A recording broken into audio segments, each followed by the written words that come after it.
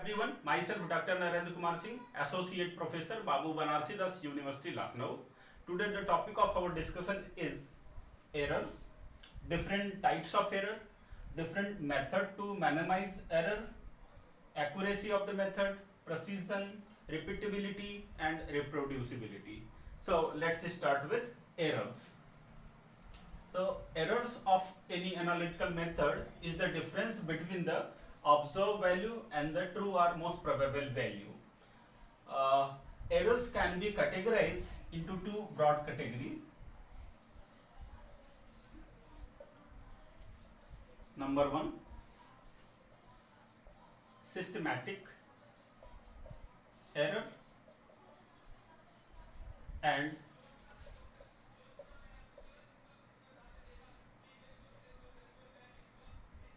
random error. Systematic error is also known as determinate error, while random error is also known as indeterminate error.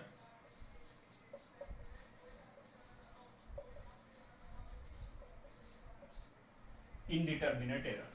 Systematic error is known as determinate error because the magnitude of systematic error can be determined and it can be avoided if sound analytical techniques followed in the determination of sample. Random error is known as indeterminate error because the magnitude of this type error cannot be determined. It is very difficult to determine, and that's why it is called the indeterminate error. Further, systematic error can be categorized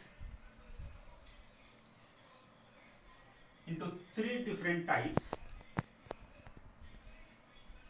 Number one, operational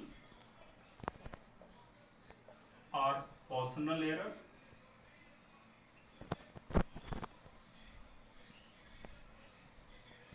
Second one is reagent and instrument error.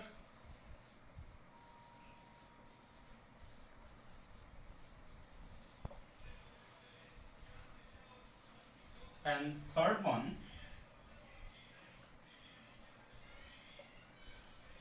error in method. So, systematic error, that is also known as the determinate error. It is known as determinate error because the magnitude of this type error is determined and it can be avoided if sound analytical techniques followed in the determination of sample. Systematic error further divided into three different categories: operational or personal error, reagent and instrument error, and third one is error in the method. So coming on operational and personal error. Operational and personal errors occurs due to which the personal that involves in the measurement means analyst that performing the experiment is responsible for this type of error, and this type of error is physical in nature and it occurs when sound analytical procedure is not followed during the measurement. For example, if mechanical loss of sample during their weighing, or mechanical loss of sample during transfer of sample from one container to another container, mechanical loss of sample during drying procedure, during their boiling due to bumping or effervescence. So these are type of operational or personal error for which the individual is responsible that perform the experiment. Reagent and instrument errors occurs when impure reagents used in the determination of the sample or instrument used for the determination are faulty constructed, or in case if glasswares and weights are used in the determination that are uncalibrated. So these are reagent and instrument error. error in methods occurs if suppose for example if pH meter is used in the determination of the pH of the sample which is uncalibrated or faulty calibrated, if the concentration of metals measured by atomic absorption spectrophotometer and in sample chamber some gases present that cause the background absorption.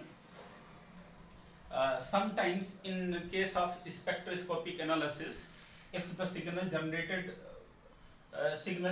from the sample do not detected by the detectors due to their very weak signal, and the quantity of the sample cannot be accurately measured, so error occurs in chromatographic techniques.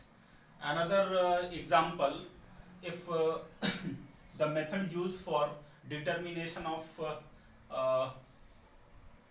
the quantity of sample by gravimetric analysis, and if the precipitate that precipitated in the sample have some solubility in the solvent, or if it is ignited, a small quantity of sample volatilized, or it is lost somehow, so these type of errors occurs, and the quantity of the sample determined is somewhat different as compared to their exact value or accurate value. So all these are the all these type of errors comes under the systematic errors, and it can be minimized. The second error is random error. This type of error occurs when slight variations occurs in the determination by the same quantity of the sample by same individual at similar laboratory conditions. So due to random error, a precise result obtained and individual means successive determinations have somewhat difference between them due to this random error. These are the errors on which the person involved in the determination have no control, and that's why the quantity of this type error cannot be determined. So these are the errors. If sufficiently large number of observations is made for a particular quantity, and these observations when plotted in the form of graph, so all these observations placed on a curve.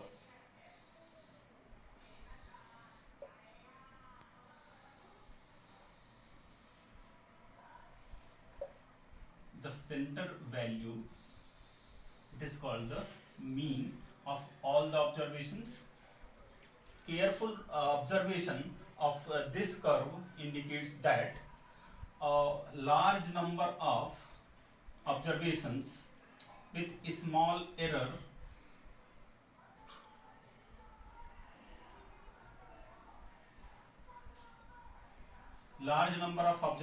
with a very small error found in large number, and errors with large error are found in very fewer number. Yes, these are the errors which have very large difference between observed value and the true value, but these are the errors which are higher in number, but the difference in observed value and the true value is very less in this case. We can also observe that both positive and negative errors found on this curve, and they are likely equally present on both sides of the mean with positive and negative magnitude. Now coming on accuracy of the result.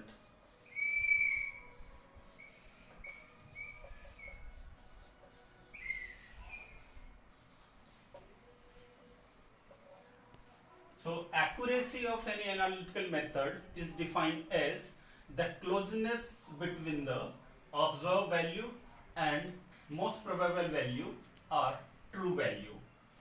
So it is the concordance between the observed value and most probable value or true value. So systematic errors generally affect the accuracy of the result. There are two different methods for determination of the accuracy of the result. Number one, absolute method, and second one is comparative method. These are two different methods for determination of the accuracy of the result. So in absolute method for determination of the accuracy, generally a synthetic pure sample, or we can say the primary standard sample, is taken, and it is determined in different its quantity by any analytical method. So the mean of the different determination denotes the difference between the most probable value or true value and the observed value. So if the difference between the observed value and most probable value is very small, in that case the method is accurate for determination of the sample, and if difference between the most probable value and the true value are very large, then error of determination is also very large. But in comparative methods for the determination of the accuracy, sometimes it is not possible to take a pure synthetic sample or primary standard sample. In that case, we have to use a secondary standard sample, and standard of that sample is taken from any analytical agency, and the quantity of secondary standard sample is determined by any two different methods that are different in their principle, and the quantity obtained by these two methods is compared with the result from provided by any analytical agency, and the result of both methods is compared with the result provided by any analytical agency. So if the result obtained by two different methods are very close to the standard provided by agency, then the error in the method is very small, otherwise it will be large. So these are two different methods for determination of the accuracy of the result. Now coming on precision of the method.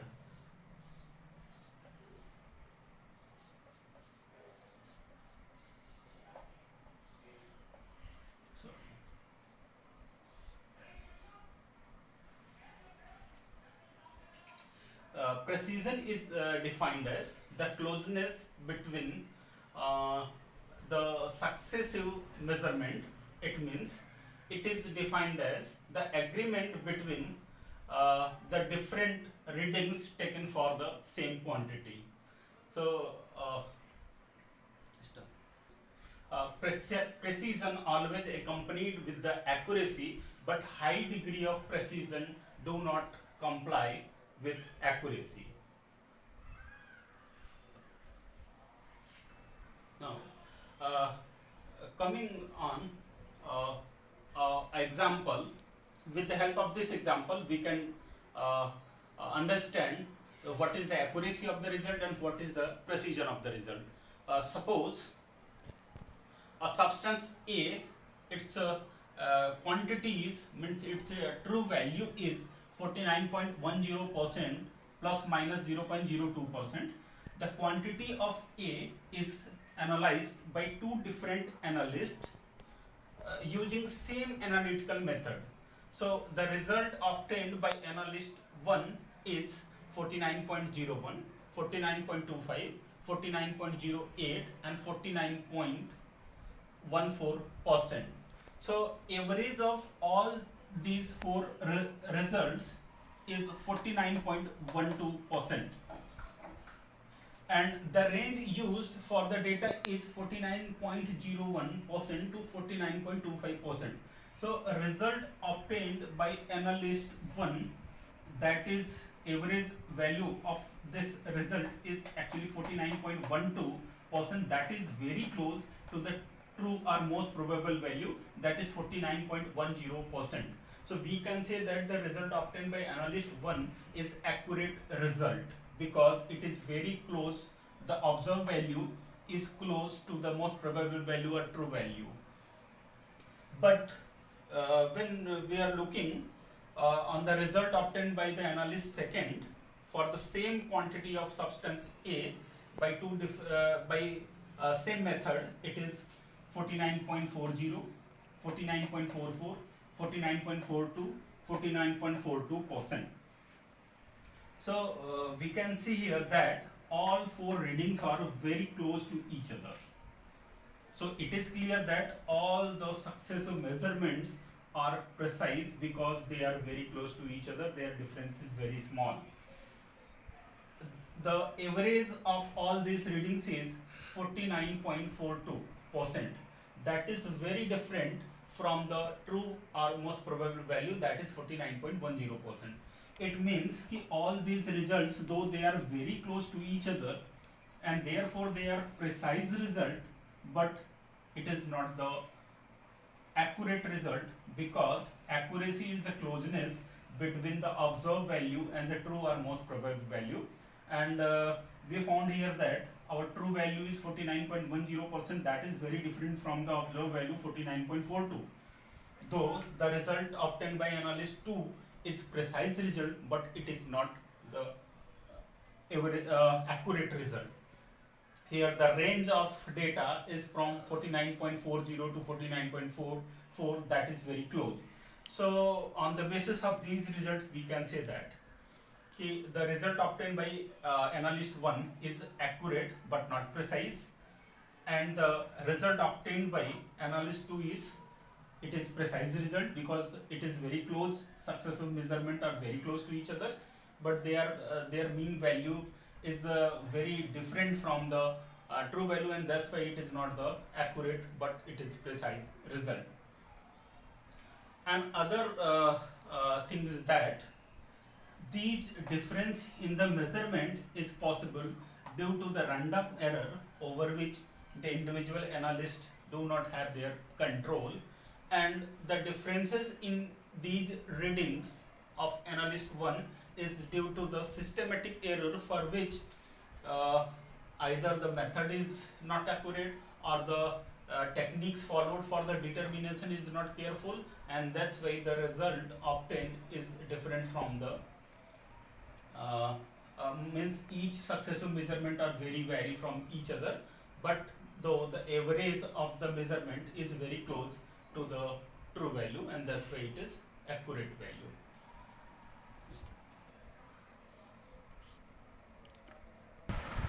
Now coming on methods to minimize systematic error.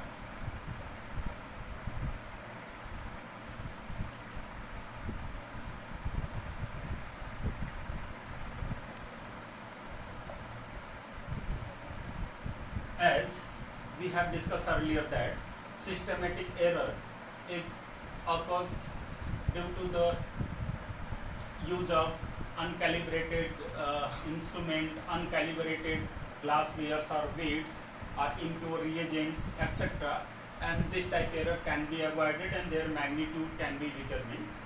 So there are several methods for the minimization of systematic error. For example, number 1 is calibration of instrument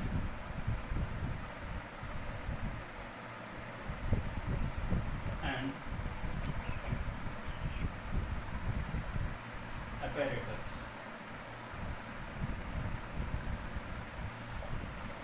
Error in the determination occurs when uncalibrated apparatus or glasswares are used in the determination. For example, if we are using a pipette to transfer the sample, and suppose this pipette is of 10 ml volume, and if it is uncalibrated, the quantity of sample taken by this pipette, it may be 10.1 ml or it may be 9.9 ml. So every time when the sample transfer from this pipette, it will be there is an error of 0.1 ml each time. So before use of such type of glassware or instrument, it must be calibrated before they are used. If several weights are used for weighing of the sample and they are not calibrated, the quantity taken of the sample, it will be vary as per the error in uncalibrated weights. So the glasswares and the apparatus or weights used for determination of the sample must be calibrated before their use. Otherwise, it will develop some systematic error in the determination. Method for determination of minimize of systematic error is blank determination.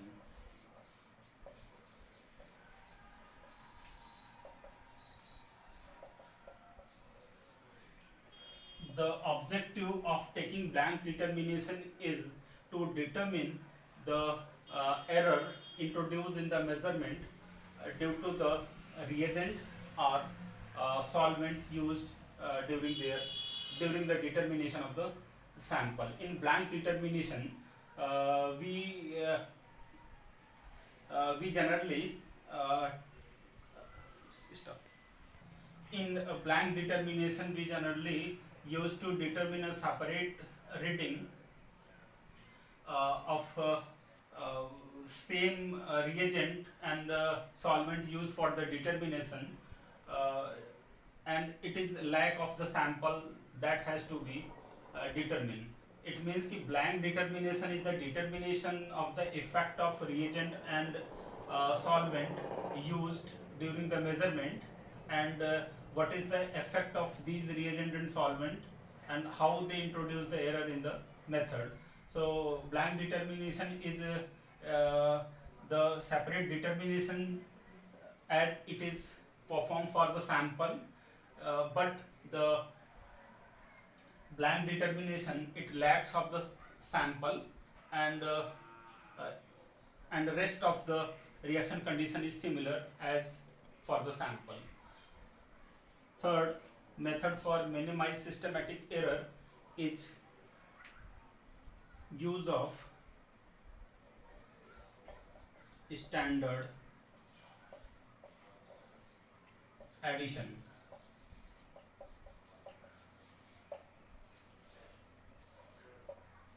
In standard addition method, known quantity of the standard is added in the each sample of different quantity, and the quantity of the sample is determined before and after addition of the standard sample, and therefore the recovery of the standard sample is determined by any analytical method.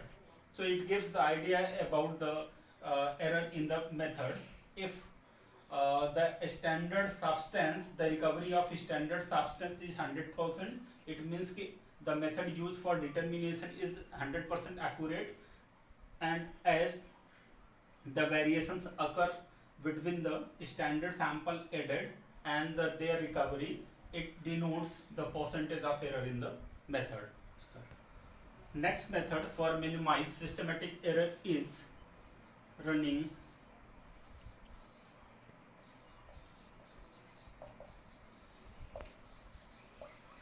control determination.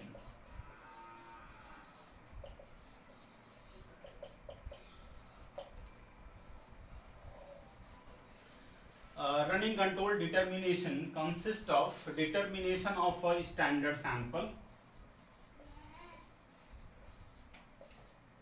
standard substance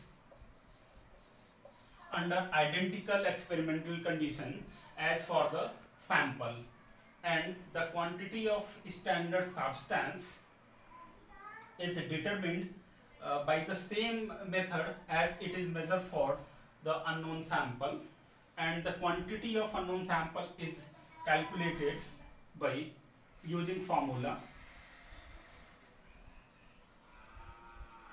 quantity of standard used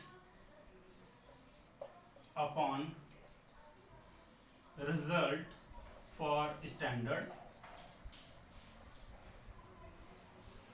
or we can say here reading for standard equal to quantity of sample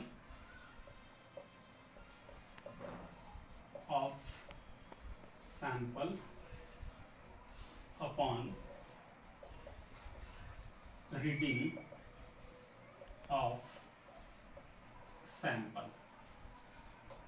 So by using this formula, the quantity of standard added is known and its reading is obtained from the instrument.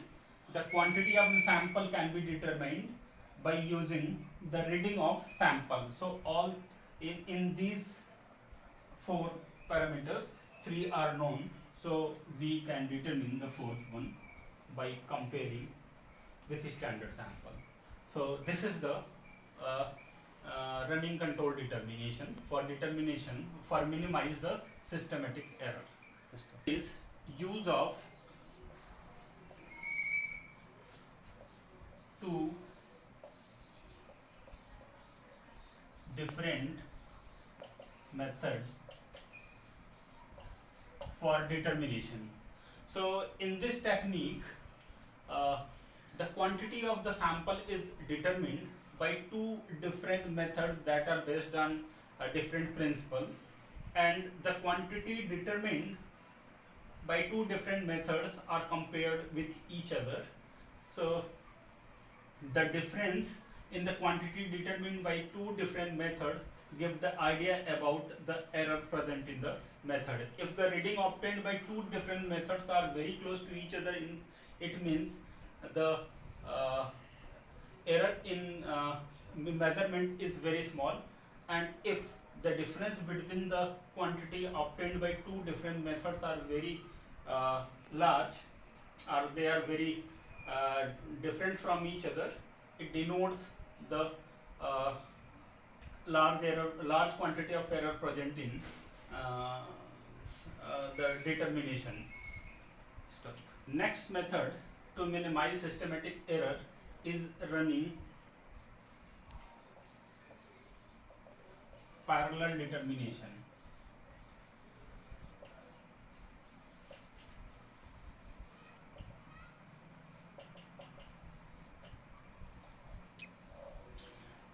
In this method of minimizing systematic error, several readings are taken for the same quantity by same method, and the average value of all the readings gives the average value of the measurement.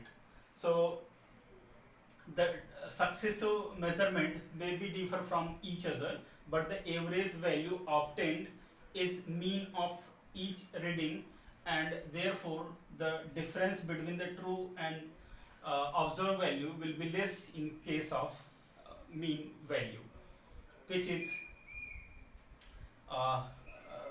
and in case of the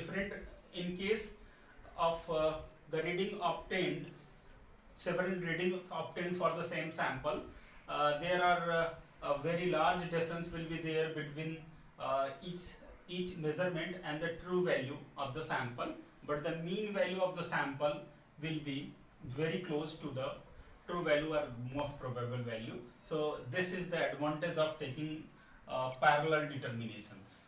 So next method is use of internal addition method.